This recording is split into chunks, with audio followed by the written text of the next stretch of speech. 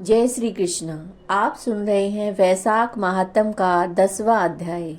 वैशाख के महीने में की गई पूजा पाठ, जप तप और दान सभी पापों को नष्ट करने वाला होता है और मोक्ष देने वाला होता है। तो आइए 10वें अध्याय का श्रवण कीजिए। मैथिल बोला, हे ब्राह्मण, आप कामदेव की स्त्री रति का चरित्र आपने सुनाया। अब आप कृपा करके अशून्य शयन व्रत धारण करने की विधि कहिए।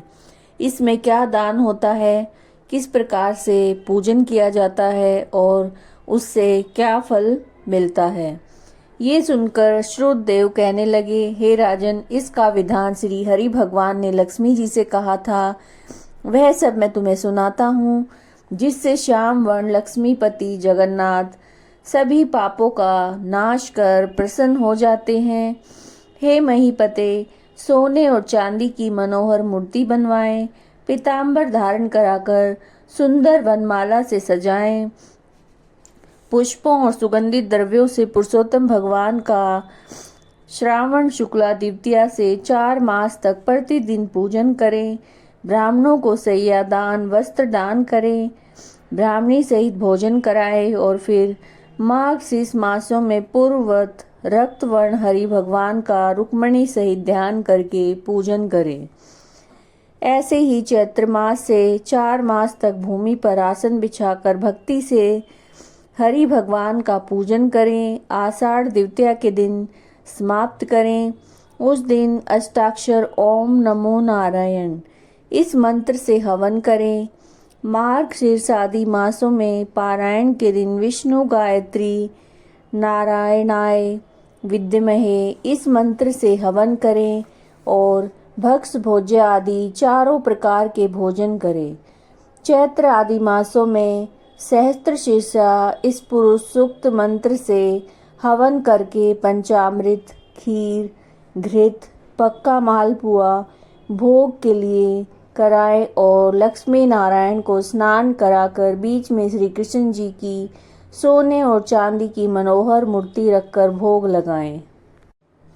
फिर केशवादी नाम से ब्राह्मणों को भोजन कराकर श्रद्धा अनुसार 2 वस्त्र और अलंकारों से पूजन करके मालपुआ ब्राह्मण के निमित्त 12वें दिन दें। फिर पूर्व कल्पित प्रतिमाओं को संपूर्ण अलंकारों से आभूषित कर आचार्य को दें। शैया का संकल्प करें, ऊपर लक्ष्मी नारायण का विधिवत पूजन करें और कासे का पात्र दें। ब्राह्मणों को भोजन कराएं। दान मंत्र, हे जनार्दन, जैसे आपकी सैया लक्ष्मी से अशून्य है, वैसे ही हे केशव, इस सैया दान से मेरी सैया अशून्य हो। इस प्रकार भगवान की पूजा करके आप भोजन करें। इस व्रत को पुरुष, सौभाग्यवती स्त्री अथवा विधवा अशून्य शयन के निमित्त धारण करें। जो मनुष्य विष्णु धाम जाने की इच्छा रखता है, उसको ये व्रत अवश्य ही करना चाहिए। इसके करने से जगन्नाथ भगवान प्रसन्न होते हैं और देव दुर्लभ कार्यों की सिद्धि होती है, अनेक प्रजाओं की वृद्धि होती है। जैसे भी बने ये व्रत अवश्य करे। यह वर्णन हो गया। अब तुम्हें और क्या सुनने की इच्छा है।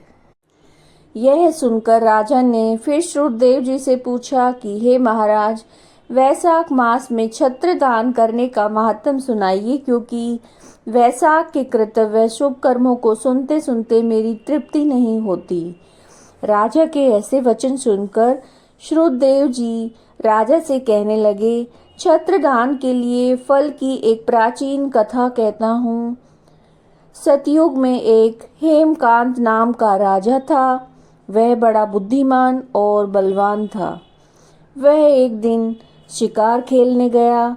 वहाँ घने वन में अनेक प्रकार के मृग और शुकरों को मारता हुआ थकने पर दोपहर को मुनियों के आश्रम पहुँचा, जहाँ सतर्ची नामक ऋषि व्रत में मग्न समाधि लगाए ध्यान कर रहे थे। इससे उन्हें पता न चला कि आश्रम में कौन आया है। अतः ऋषि ने उठकर राजा का सम्मान नहीं किया, जिससे क्रोधित होकर राजा उन्हें मारने को उद्यत हुआ। तब ऋषि के 10 सहस्त्र शिष्यों ने उसे रोका। क्रोध में राजा कहने लगा, हे ब्राह्मणों, मैं थक गया हूँ, तुम मेरा आतिथ्य सत्कार करो, परंतु गुरु की आज्ञा के बिना क्या सत्कार करें। ऐसा शिष्यों से सुनकर राजा ने उन्हें मारने को धनुष उठा लिया और अत्यंत क्रोध कर बाण छोड़ने लगा। तब शिष्य भागने लगे। उनमें से 300 शिष्यों को मार डाला और आश्रम में रखी वस्तुओं को पाप बुद्धि सैनिकों ने ले लिया और खूब भोजन किया। जब सायकाल के समय राजा सेना सहित पुरी में आया, उसके पिता कुशकेतु ने इस दुष्ट व्यवहार को सुना तो बेटे की निंदा कर पुरी से बाहर निकाल दिया। तब हेमकांत व्याकुल होकर गहन वन में चला गया और वहां उसे ब्राह्मणों की हत्या सताने लगी। वहां जीव जंतुओं को मारकर खाते खाते इधर उधर घूमते घूमते 28 वर्ष बीत गए। एक दिन की बात है, तीर्थ यात्रा करते हुए त्रित नामक महामुनि वैशाख मास में दोपहर के समय वन में आए, जो धूप और तृषा के मारे व्याकुल होकर वृक्षहीन स्थान में मूर्छित होकर गिर पड़े।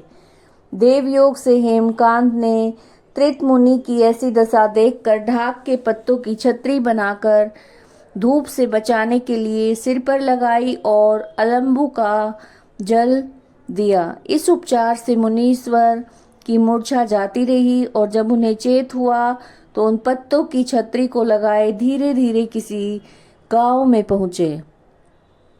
इसी पुण्य के प्रभाव से उसकी 300 ब्रह्म हत्याएं दूर हो गई, जिससे हेमकांत को बड़ा विस्मय हुआ कि मेरी ब्रह्म हत्या कैसे दूर हो गई। इसी विचार में पड़ा था कि हेमकांत को संग्रहणी रोग उत्पन्न हो गया, जिसे पारस संकट जान व्याकुल हुआ। तभी उसे 3 पुरुष बड़े भयंकर यम के दूत दिखाई दिए।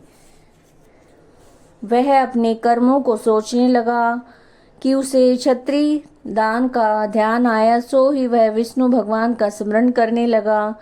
तुरंत विष्णु भगवान ने अपने महामंत्री विश्वक्सेन को आज्ञा दी, तुम जल्दी जाकर यमदूतों को रोको, क्योंकि हेमकांत ने वैशाख मास में धर्म किए हैं, इसलिए उनसे छुड़ाकर उसके पिता कुशकेतु राजा के पास ले जाकर कहो कि विष्णु भगवान की आज्ञा अनुसार तुम हेमकांत को राज्य का भार सौंप दो।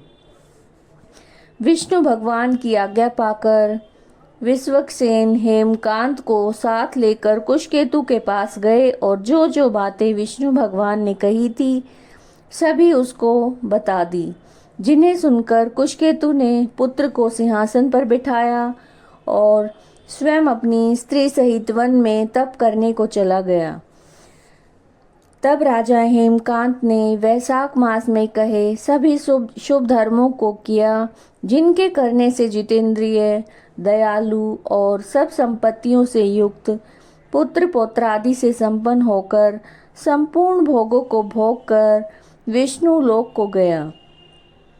वैशाख मास के धर्मों से अधिक कोई धर्म पापों के नष्ट करने वाला नहीं है, और ये शुल्भ और तथा धर्म अर्थ काम मोक्ष रूप पुरुषार्थ चतुष्टक का दाता है।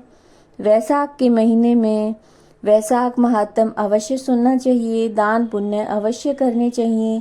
तो आप ये वैशाख महात्म का 10वां अध्याय सुन रहे थे। अगर वीडियो अच्छी लगी है तो लाइक कीजिएगा, शेयर कीजिएगा और चैनल को सब्सक्राइब कीजिएगा। जय श्री कृष्णा।